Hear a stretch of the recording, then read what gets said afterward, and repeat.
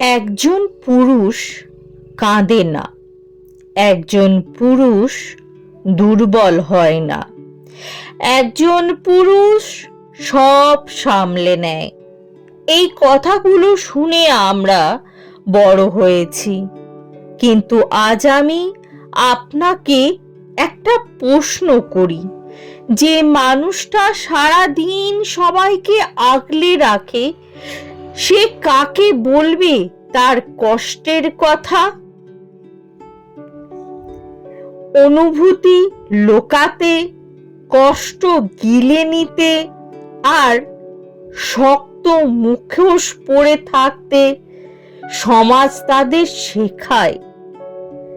ছোটবেলা থেকেই বলা হয়, ছেলে মানুষ, কাঁদতে নেই। দুর্বলতা দেখালে সম্মান থাকে না। ফলাফল কি হয় জানেন? পুরুষেরা নিজের মনটাকে তালাবদ্ধ করে ফেলে। ভেতরে ভেতরে ভয়, চাপ, ব্যর্থতা, অপমান সব জমতে থাকে, কিন্তু বাইরে শুধুই নীরবতা। এই নীরবতা খুব ভয়ঙ্কর। কেউ ডিপ্রেশনে যায়, কেউ রাগী হয়ে ওঠে, কেউ নেশার আশ্রয় নেয়, কেউ একদিন হঠাৎ ভেঙে পড়ে। সবচেয়ে কষ্টের বিষয় জানেন, পুরুষেরা সাহায্য চাইতেও লজ্জা পায়, কারণ তারা ভাবে, আমি যদি বলি আমি দুর্বল হয়ে যাব। কিন্তু সত্যিটা ঠিক উল্টো। শক্ত মন মানে অনুভূতি না থাকা নয়। শক্ত মন মানে নিজের কষ্টকে স্বীকার করার সাহস, প্রয়োজন হলে সাহায্য চাওয়ার ক্ষমতা। ব্রুস লি বলেছেন, বি ওয়াটার মাই ফ্রেন্ড। মানেটা কি জানেন বন্ধুরা? মানেটা হচ্ছে জল শক্ত, কারণ সে রূপ বদলাতে পারে।